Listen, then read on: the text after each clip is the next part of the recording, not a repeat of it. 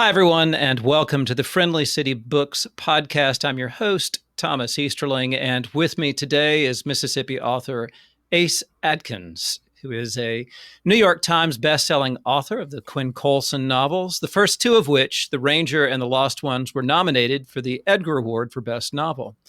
In addition, he's the author of several New York Times bestselling novels in the continuation of Robert B. Parker's Spenser series.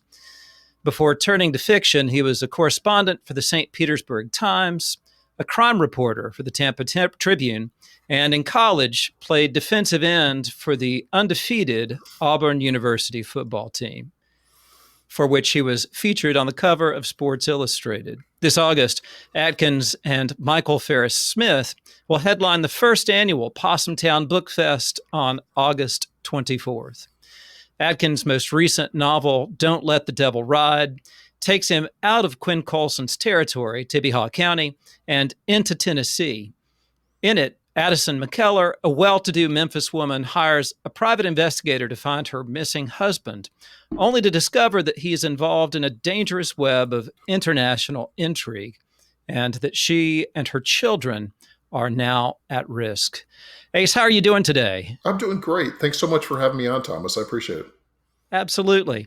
Did you know from the start that this story wasn't meant for Tibihaw County? I did. I mean, I think that this was definitely the first thing for the story was Memphis.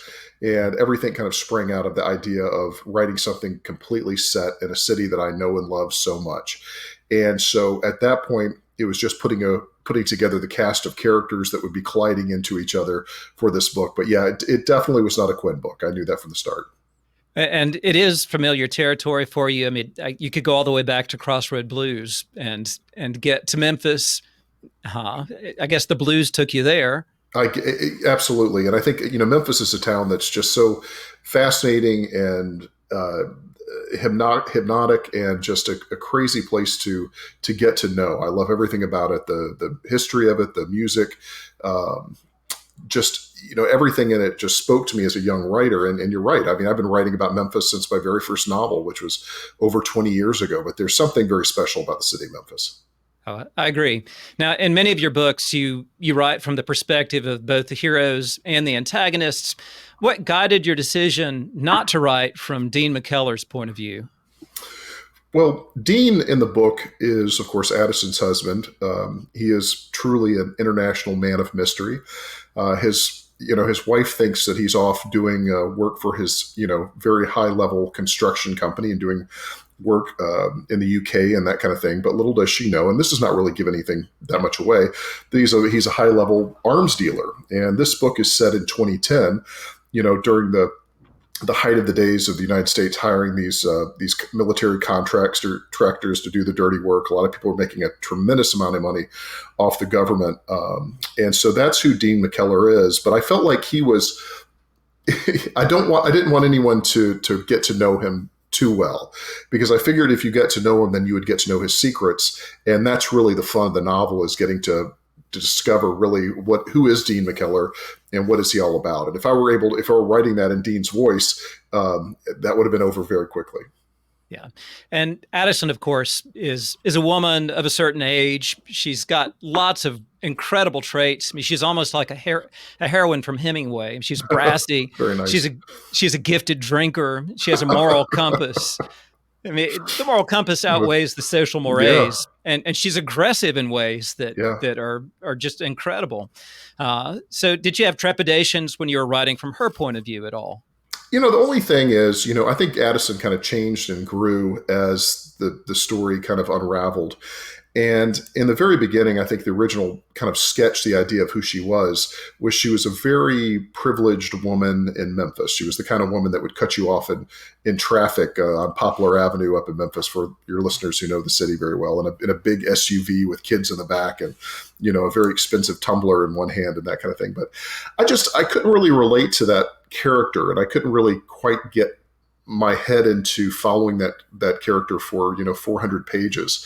And so as the book goes on, you find out Addison is more than just a privileged woman who doesn't know a lot about life. You find out that she's dealing with quite a lot, not only with her husband disappearing, but having to raise two kids, but also taking care of a dying parent.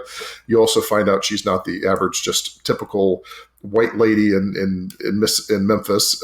She's has deep Lebanese roots. Her father's a very noted character and personality in Memphis. And so as it goes along, you get to learn a lot more about her, and you find out I think Addison's a lot tougher than she first believes. And that was the fun of writing her. Yeah.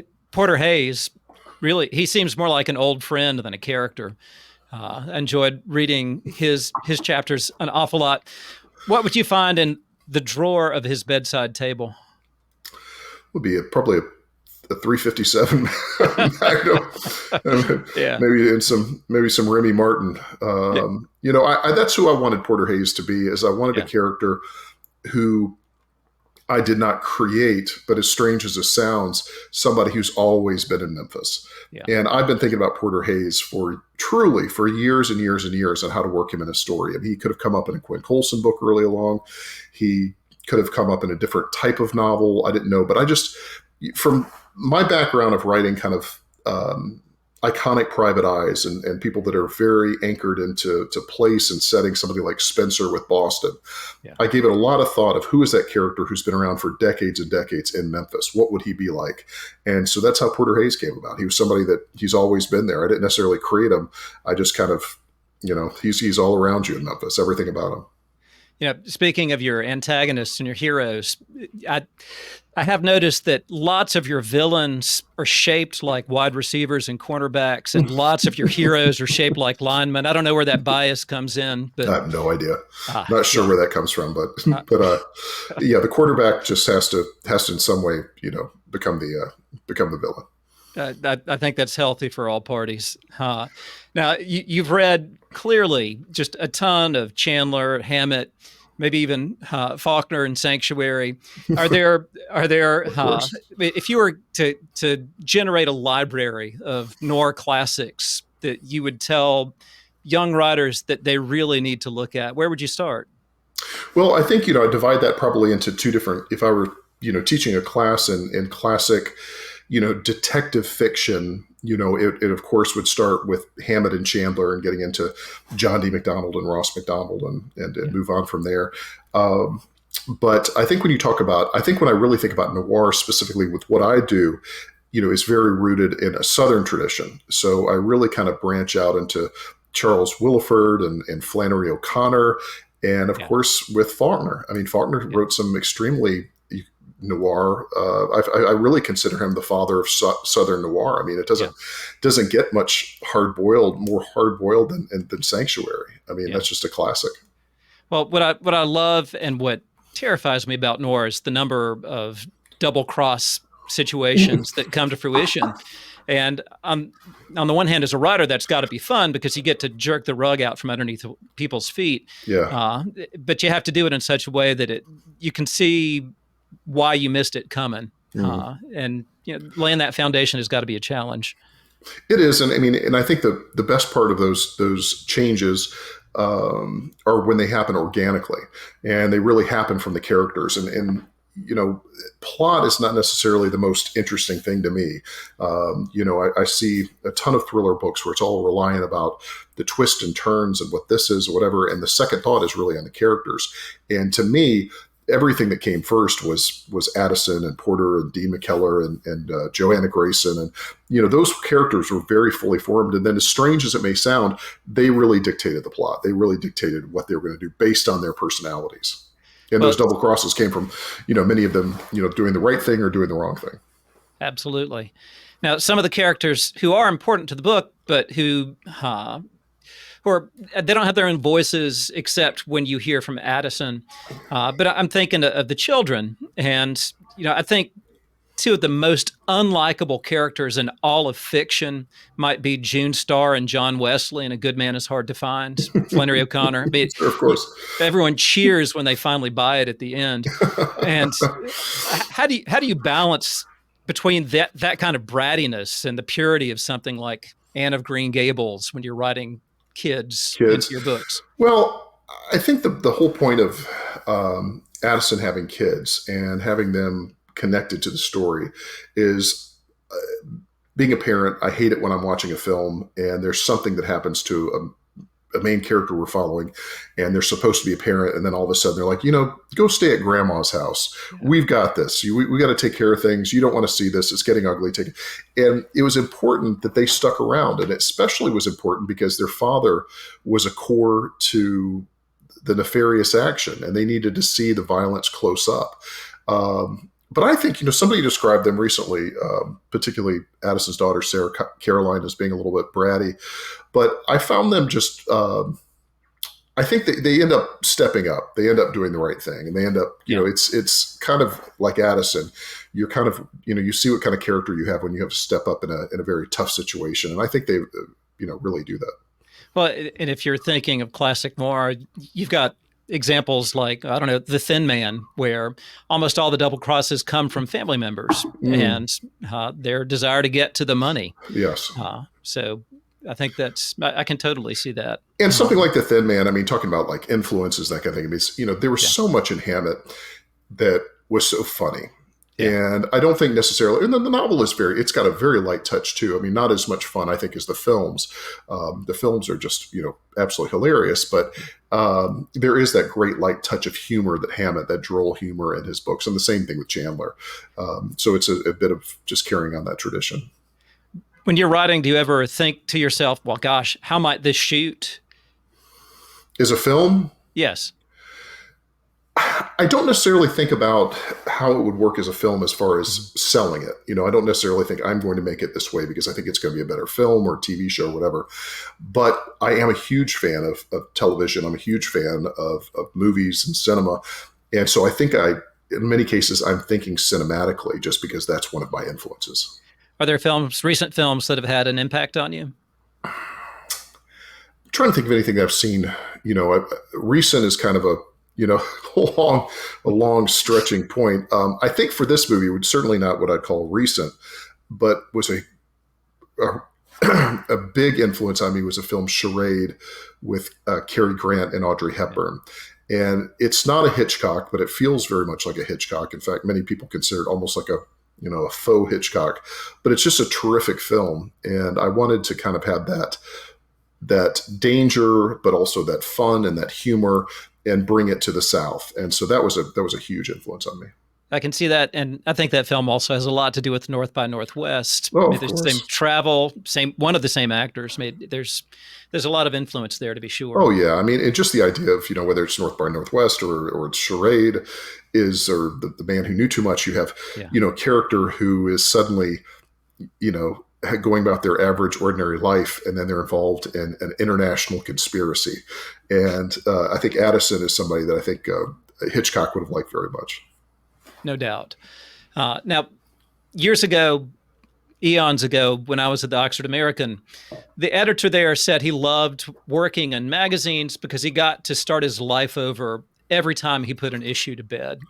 How long does it take you to start over once you send a final draft into your editor? Oh, wow. It depends on how long the editing process is. Yeah. It can be very quick, which I think when I was writing the Quinn Colson books, there was not necessarily an increased speed as far as production, but there certainly was pressure to get the book done that was the next project and to be thinking about the next project. So that's really the trick. I think that's the hard thing to do. And I think that as you do this professionally for a long time, you have to divorce yourself from that book. And so, if you're connected to it, you cannot commit to something else. It is like being in a relationship. You've got to leave that one relationship. A friend of mine calls it, getting a divorce from your other book, and totally commit into that new world. Because if you're still straddling what you could have done or what you want to do next, or something connected to that novel, you can't focus on what you're doing. So hopefully, it's a varying bit of success I have with that. Sometimes it can be very fast, and sometimes it can take me several months. I did hear that you used the past tense in referring to the Quinn Colson novels. Is that past tense? No, I'm sorry, not at all. No, okay. The past is never past. The past is never dead. Yeah. It's no, Quinn. Those books certainly will be back. This was a great opportunity to to work on some stories that had been, bothering me for some time, and to finally be able to write them and write something very separate. But no, I look forward to a lot has happened in Quinn world, and a lot of files have built up over the years. Yeah, well, as a recovering journalist, I know that it is addictive and wonderful to write for newspapers. Do you ever see yourself going back to nonfiction and working on those files from a voice that's not a fiction voice? Well, I do miss that world very much, and I could not be writing had I not done that back in the late 90s. And I went from college, and it took some time, but finally becoming an established journalist in Florida and covering the crime beat. And it was absolutely invaluable to me. And not only that, just from a writing standpoint, it was a lot of fun. There was nothing like working at a daily newspaper, especially pre-internet. Yeah. And when the news was breaking, it was literally delivered on people's doorsteps. There was a healthy rivalry between the paper I was working at and another paper that was across the bay. Things had not changed that much in the late 90s as they had, from putting out a paper in the 50s or the 40s. There was still that kind of newspaper noir culture and covering the beat. And I absolutely loved it. But it's not there anymore. It's gone. And I hate that. I would, if I could go back to it, I think I would in a second. But, unfortunately, I think there's so much to be said about, truth in society and the erosion of news gathering and everyone reading the same newspaper and confronted with the facts that puts us in a very sticky situation that we're in right now. But yeah, I loved it. I would. And maybe at some point, I think for the right project, I've always wanted to work on a nonfiction book. I just haven't come across that project that would, take me in for that amount of time. Do you have any favorite journalists who are working now? Oh, I don't know. I think most of my favorite journalists are long gone. Yeah. The old days. I mean, I really look back at, and one of the great things when I wrote a book that was kind of my love letter to old newspapers, a book called White Shadow that came out in 2004. And it was about Tampa in the 1950s. And I was able to meet some of the great reporters who were covering the crime beat and the mafia and the rise of Fidel Castro in Cuba. And those were the days. I mean, that was just, smoke-filled newsrooms and bourbon in the desk drawer and that kind of stuff. That was just another time. Well, the quality of reporting you get in books like that, or in Ed Humes' Mississippi Mud. Oh, fantastic. Oh, that's a great book. Yeah. Every Mississippian should read that book. That's a terrific book. But I can't even imagine journalists who are having to work today and work in not even in column inches, but in 750 words online. I don't know that they would have the wherewithal to do that depth of research and reporting, and then churn out the kind of book that he did. Yeah, I think that's the really wonderful nonfiction writers. I would add in there also some music writers like Peter Gralnick, who I think is well beyond just a music writer. He was a fine novelist before he even wrote his first nonfiction book. But the type of journalism that he brought and reporting that he brought to the table, if anyone has read the two-set biography on Elvis Presley, it's just phenomenal. And the detail that he went into confirm the stories that he put into his book, but then not only being able to report it that way, but then have that elegant way of writing and that wonderful way he told the story. There's not a lot of people who can do that. Yeah, I agree. That's the same reason I love Rick Bragg's biography of the killer. I mean, it's we don't know how much of that is true, but it's good storytelling. It is definitely good storytelling. Yeah. Not as well documented perhaps as Gralnick's, but great storytelling. And really, there's so much of a human component in both of those sets of books. I can't even imagine having artificial intelligence enough to edit something like that. There's no BS detector and AI that works that way. I think we're so reliant, and I think that's what's so important about trusting our journalists, that I think there's been erosion with that. We've seen so many cases of people fabricating sources or making up details, and I think that's one of the most I think you have to choose your lane. Are you a fiction writer or are you a reporter? But you can't do both. And I'm very aware when I occasionally, and it's been quite some time that I would, write something for nonfiction. I did an investigative piece for Outside Magazine some years ago, but I am extremely serious and very careful because it's a level of trust you have with your readers. You do not cut corners with that. And that's what the great ones do. If not, be a fiction writer. And I'd imagine, especially in the Deep South, there are some times where the headlines seem to write the fiction for you. Well, absolutely. There wouldn't be any Quinn Colson books if there hadn't been. I mean, God knows. I mean, just in the couple of years that I've taken off from writing the Quinn books, is I just have an immense file of things that I don't think I could have ever made up in a 1,000 years, and many of them are just almost too unbelievable that someone's never going to, believe what you're putting down in these stories. But I think from being in the newsroom for so long, that just, that those true tales will guide you in the right direction. And also having good sources. I'm fortunate. One of my very good buddies is Greg Pollan, who's the sheriff of Calhoun County, which is south of where I live here in Lafayette County.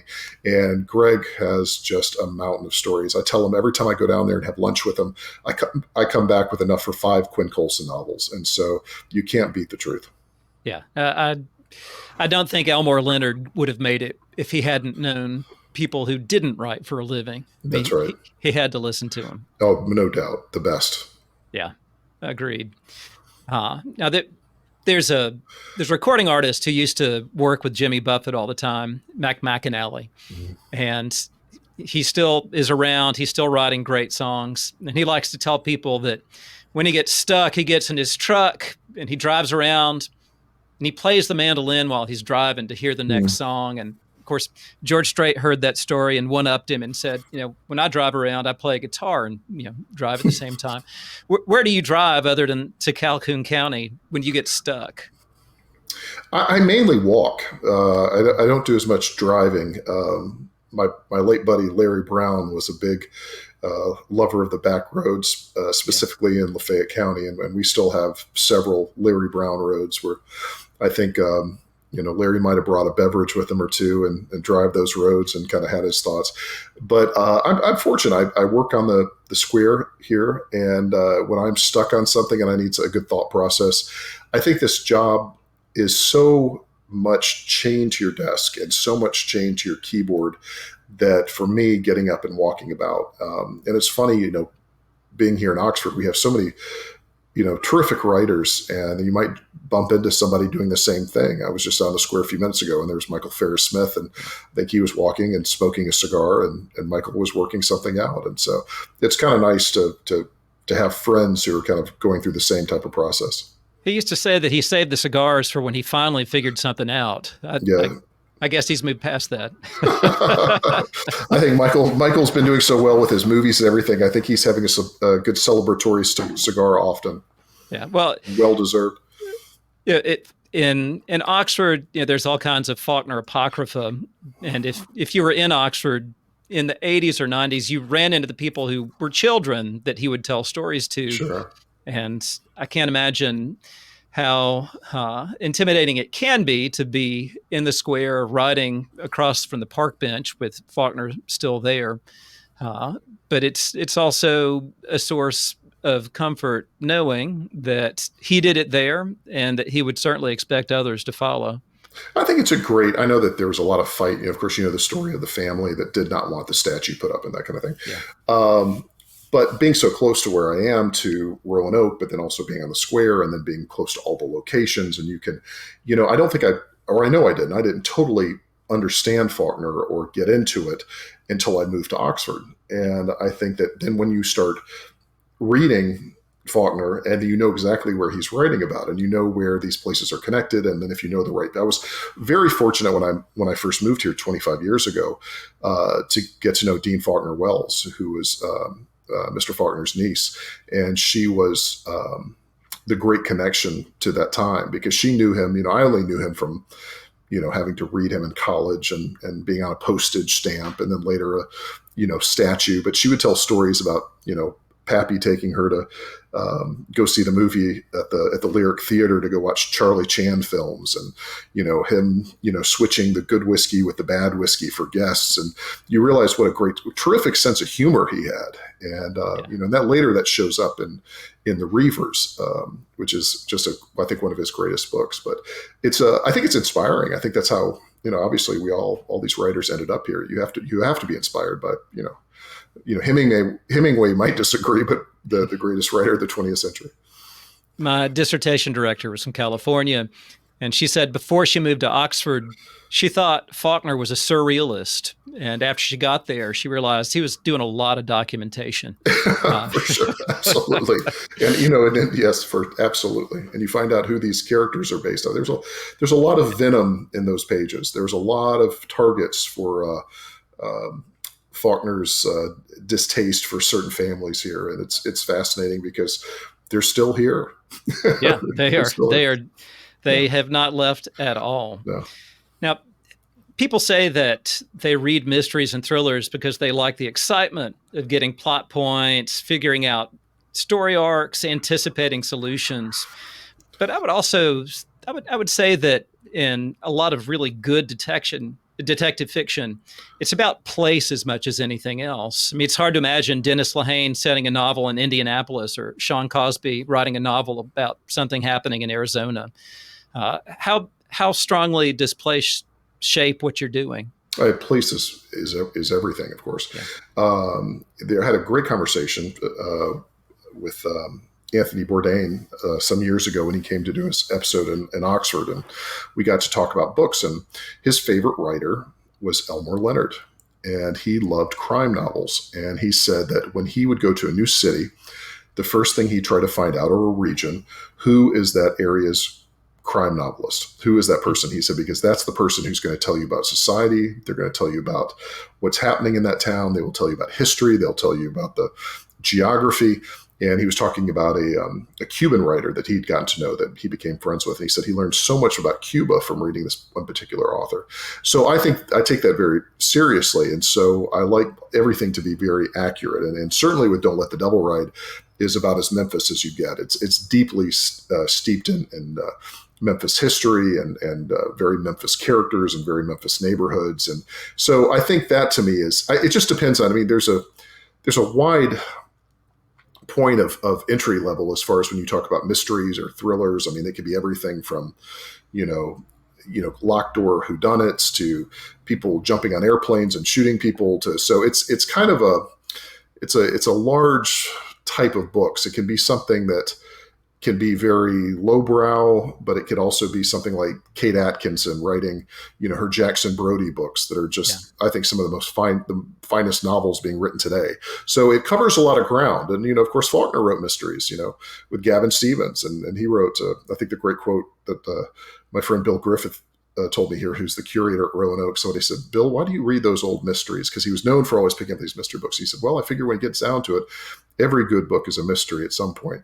And I think that's true. It just depends. Part of that is the marketing. But for me, sense of place and characters that's what it's all about. Yeah, I agree. If you were to look back on your career, if you could give advice to the 25-year-old Ace Atkins, or even the 18-year-old Ace Atkins, what would you tell him?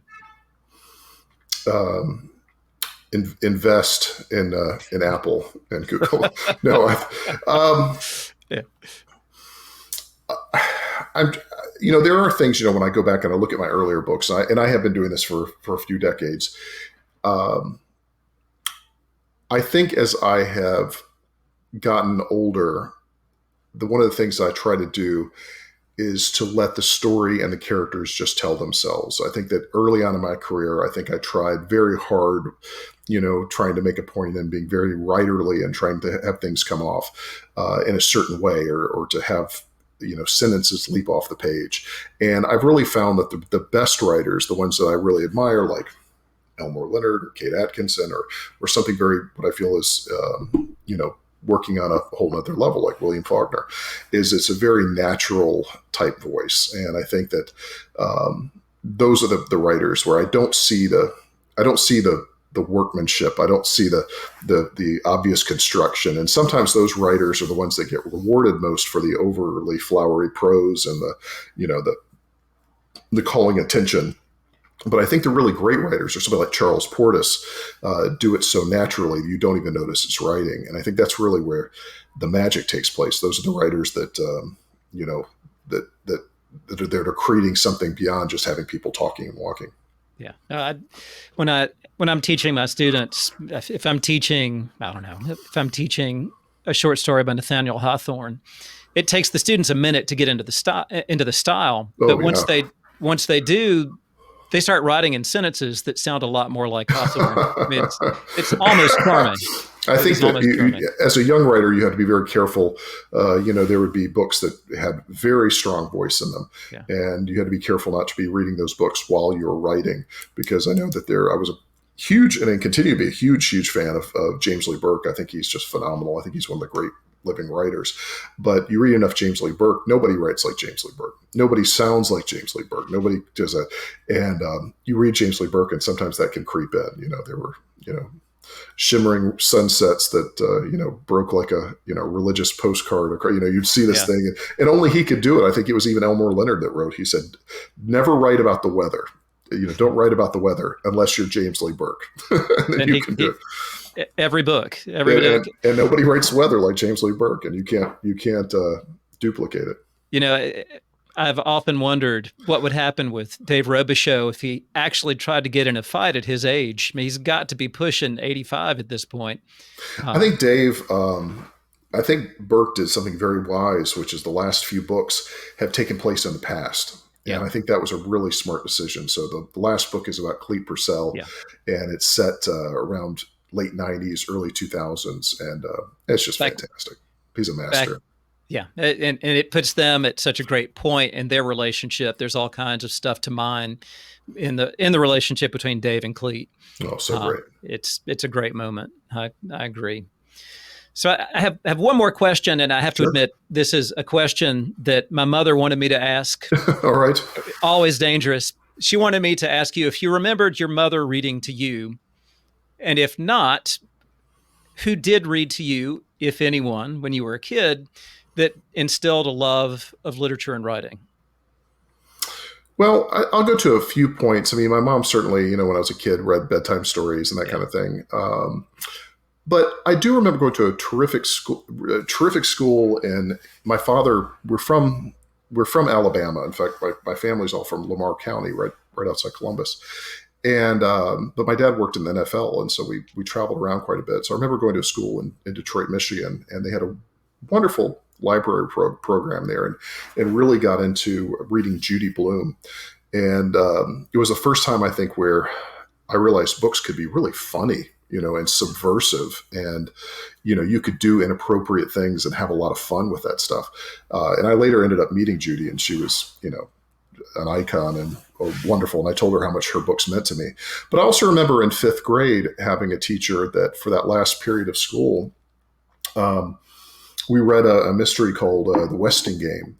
And I remember every day I couldn't wait until that last period of class until she read, part of The Westing Game. And she read, Where the Red Fern Grows. And, it really instilled in the fact that this is not something, and I think this is where we maybe lose it with our kids a little bit, with some kids. This is recreation, and this is fun, and storytelling is entertaining, and it's thought-provoking, and it's empathetic, and it's all those wonderful things of tying you to a different world.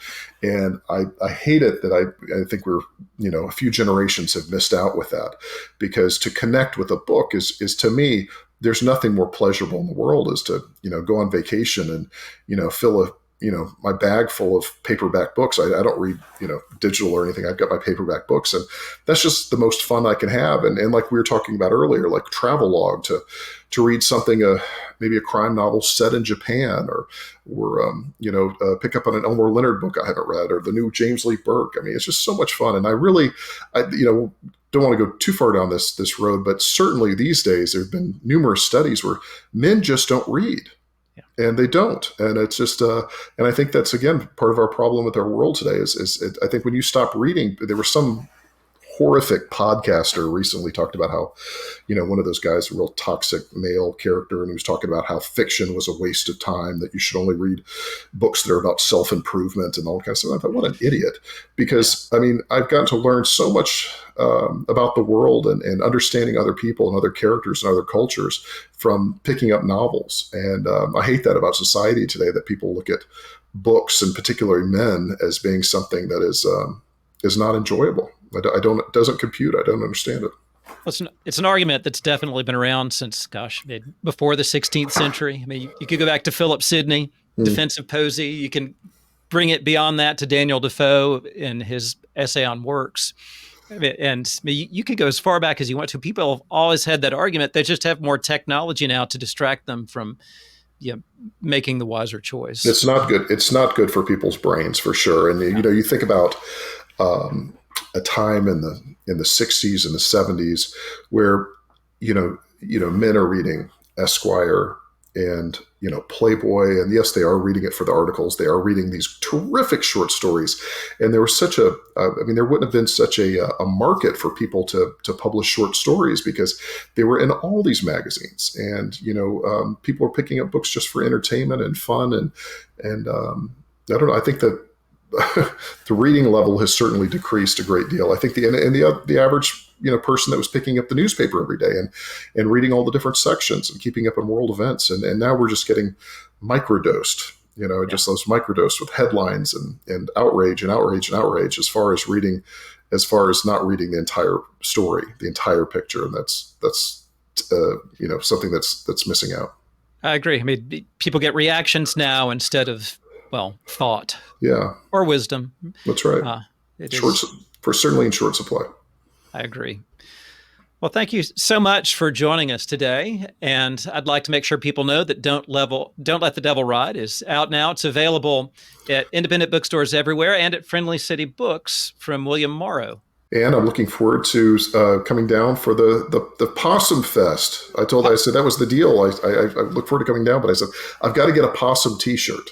If I get a Possum t-shirt, then everything will be right. I'm looking forward to it. I know that can be arranged, and I bet we'll have one ready for you when you get here. That sounds great. Well, thank you so much. Happy reading, everyone. Thanks, Thomas.